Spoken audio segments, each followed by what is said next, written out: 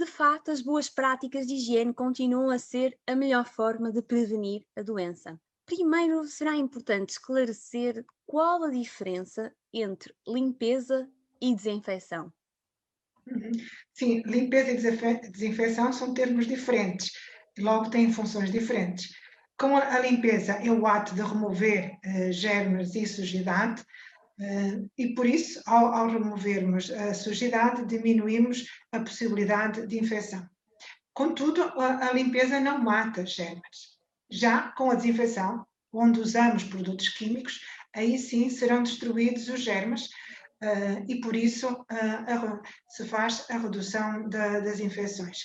Claro está, convém dizer que a desinfecção deve ser sempre precedida da limpeza, uma vez que em si a desinfecção não tem por finalidade a limpeza de superfícies.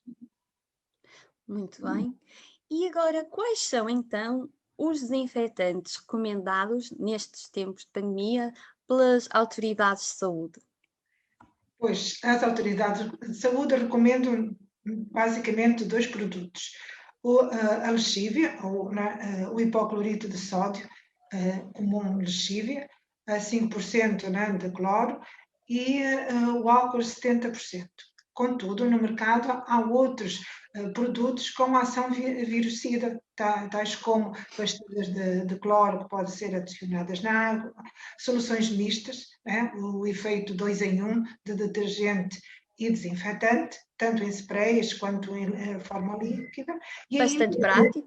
sim, sim, e ainda toalhetes impregnados de desinfetante que podem ser usados para superfícies mais pequenas e de toque frequente. Convém alertar que nem todos os materiais, e, nomeadamente, né, superfícies metálicas e alguns plásticos, podem não ser compatíveis com a lexívia. Por Começam a isso, perder a cor, não é? sim, e provocar corrosão. Por isso, ter atenção a isso e, em alternativa, o uso do álcool 70%. Muito bem. E então, sendo o álcool também um desinfetante, é qualquer álcool que é recomendado? Existe aqui uma concentração específica? Pois, como acabei de dizer, deve ser álcool a 70%. É importante a pessoa verificar no rótulo do álcool, ou então na hora da compra, ter esse cuidado ao fazer a escolha do produto. Contudo, no mercado, nomeadamente em farmácias e em supermercados, o álcool mais frequente, né, mais comum usar-se, é o álcool 96%. Por isso, para este álcool também pode ser usado como desinfecção, desde que seja feita a diluição para chegar a uma concentração de 70%. E essa diluição pode ser feita da seguinte forma: em 7 partes de álcool, adicionar 3 partes de água. Ok, então também é uma dica simples e conseguimos ajustar e adaptar aquilo que precisamos. Relativamente à lexívia, Isabel, quais são os passos para a podermos utilizar em segurança? Pronto, primeiro, né, a escolha da lexívia, depois a diluição deve ser feita sempre com água fria, só fazer a diluição no momento da utilização, não previamente, e para obtermos uma concentração desejável, que é uma solução a 0,1%, o que significa uma parte de lexívia para 99 partes de água. Traduzido isto, né, em linguagem mais comum e acessível, para, por exemplo, para 1 litro de água, adicionar 10 mililitros de lexívia. Muitas das vezes usamos as colheres como medida, então basta para isso, usemos 2 colheres de sobremesa de lexívia. Claro está, se quisermos, né, fazer uma desinfecção de uma área maior, por exemplo, né, a desinfecção do chão, aí usaremos, né, quantidades maiores. Por exemplo, em 4 litros de água, adicionar 40 mililitros de lexívia, o que equivale, né, a 2 colheres de sobremesa mais 2 colheres de sopa. Exatamente. Depois, né, de feita a diluição, espalhar a solução com um pano ou com uma esfregona uniformemente por toda a superfície, deixar atuar durante 10 minutos, depois enxaguar somente com água e deixar ao ar livre para secar. A solução que restou dos meus procedimentos deve ser rejeitada e colocada fora. Uhum. Sim, penso que daqui há algo sempre que nos questionam, que é a questão de ser diluído com água fria, não com água quente, porque é muito comum, percebemos pessoas a utilizar água quente porque é para secar mais rápido, não é? Mas como alternativa será abrir as janelas para secar efetivamente mais rápido, porque pode ser prejudicial ao diluir com água quente pela libertação de substâncias que podem ser prejudiciais à pessoa que está a preparar essa lexívia. Mas de facto é importante seguir estes passos todos que a colega Isabel esteve a explicar, de maneira que seja seguro e que estejamos efetivamente a garantir a desinfecção da nossa casa. De seguida, gostava de perguntar também quais os cuidados que a pessoa deve ter para se proteger ao manusear este tipo de desinfetantes. Sim, sim. Como desinfetante é um produto químico, para isso é importante, né? Tanto o uso de roupas apropriadas quanto de protetores da própria pele, né? Nomeadamente o uso de luvas para a pele e as roupas apropriadas no sentido de não destruir, danificar as roupas que a pessoa use. O uso também de máscara pela libertação de aerossóis e a abertura de janelas para arejamento e renovar o ar, além de secar mais rapidamente a superfície que está a ser desinfetada. Exatamente, sim, proteção da nossa pele, proteção do nosso vestuário e máscara, abertura das janelas, correto? Uhum. Relativamente quando alguém em casa está em isolamento profilático ou quarentena porque teve um teste de Covid-19 positivo, como é que se deve proceder à diluição da lexívia? São os mesmos cuidados que referiste anteriormente ou o que é que muda? Há uma mudança, né? Os estudos nos demonstram que a concentração de lexívia para a desinfecção de áreas, né, de superfícies onde potencialmente podem estar contaminadas por Covid-19 deve ser uma concentração maior, né? Ou seja, no dobro da concentração habitual. O que significa uma parte de lexívia para 49 partes de água. Não, fazendo equivalência, por exemplo, num litro de água, ao adicionar 20 mililitros de lexívia, ou seja, 4 colheres de sobremesa não, 20 de lexívia. Né? Como vemos, né? É isso, é isso. A quantidade de lexívia para o dobro. Convém aqui lembrar que, habitualmente, né, e sempre que é possível, deve ser a própria pessoa em isolamento ou quarentena a fazer a limpeza e a desinfecção das áreas e das superfícies por onde passe e esteja. Contudo, dado as limitações da pessoa, não o puder fazer, é conveniente que quem o fizer, quem preste estes cuidados da limpeza e desinfecção, faça depois que a pessoa abandona o espaço, deixe por uns 20 minutos arejar e renovar o ar do espaço, só então entrar para fazer a Será limpeza. seguro para usar, sim, sim. E existem outras zonas da casa que se deve ter particular atenção quando alguém está assim em isolamento? E sim, coisas tão simples quanto os interruptores e as maçanetas das portas, que tocamos habitualmente e não sabemos até que ponto a pessoa, ao tocar, leva as mãos aos olhos, à boca, ou o próprio que está em isolamento. Por isso, é importante que estas superfícies de toque frequente sejam mais frequentemente limpas e desinfetadas. O chão, também sempre fazendo a desinfecção com a diluição, como já disse anteriormente, na proporção de 1 para 49.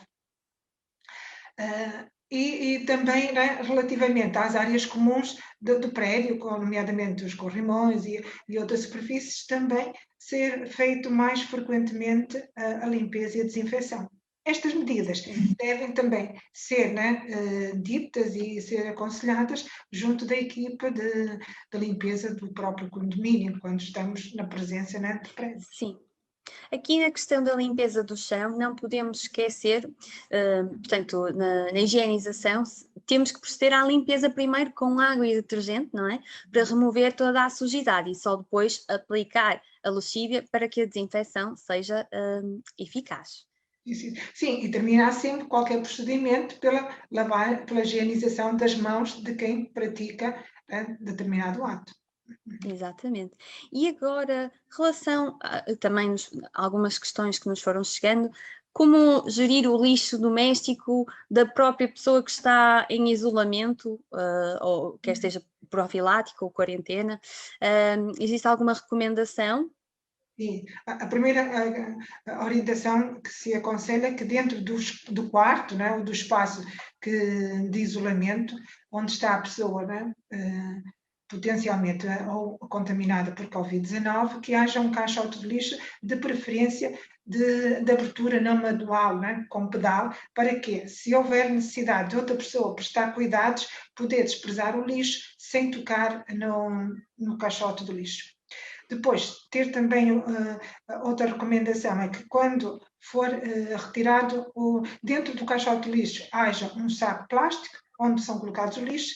Depois, quando este saco plástico estiver cheio, e que deve ser apenas 2/3 da sua capacidade, para que depois possa ser amarrado, e bem apertado com 2 nós convenientemente, colocar num segundo saco para depois ser levada à rua para o contentor. E não colocar em risco a pessoa que manuseia, que vai fazer o trajeto do quarto de isolamento até ao contentor do lixo. Até lá fora, No contentor do lixo, não no ecoponto. Ter esse cuidado. E depois de proceder a estes cuidados e estas práticas, fazer a higienização das mãos. E também, mais vezes, frequentemente, a própria higienização do caixote do lixo. E quanto à limpeza do quarto em que a pessoa está isolada? Assim, alguma ordem específica? Não, por um princípio, toda a limpeza deve ser feita sempre no sentido de cima para baixo e do mais limpo para o mais sujo, para não aumentar o espaço da sujidade. Se a pessoa que está em isolamento puder fazer, deve ser o próprio a fazer a limpeza e a desinfecção do seu espaço. Iniciar pelo mobiliário, as superfícies de toque frequente, as maçanetas da porta, interruptores, e depois o chão. Deve existir produtos de limpeza e um balde e todos os materiais necessários à limpeza específicos, de preferência para aquele próprio aposento. Garantir uma boa ventilação do espaço, com o arejamento do quarto, mantendo a janela aberta e a porta fechada. Às vezes há esta tendência de que, para fazer o arejamento do espaço onde está uma pessoa em isolamento, esta pessoa tem que sair do quarto de isolamento para fazer o arejamento. Não, a pessoa deve permanecer, não vai ficar na frente da janela, mas permanecer dentro do espaço com a porta fechada e a janela aberta. Exatamente. E quanto às refeições, portanto, a pessoa que está em isolamento pode fazer as refeições com os demais familiares ou será isto já certo e sabido que não deve, tal como aos utensílios domésticos? Então, o que é que ela deve fazer? A pessoa em isolamento deve preferencialmente fazer as refeições no seu próprio espaço onde está de isolamento. Mas, se contudo houver a necessidade dessa pessoa se deslocar até à mesa da refeição, então recomenda-se que faça em horários diferentes para não se cruzar com outras pessoas à mesa. Estamos a falar de pessoa que está em isolamento, então isolado é não estar na presença de outras pessoas. Assim como os itens, talheres, pratos, copos, deve ser de uso exclusivo da pessoa e não compartilhar com outras pessoas do agregado familiar. Mesmo até se houver crianças em casa, ter esse cuidado para que uns irmãos não manipulem, não usem objetos de outros irmãos.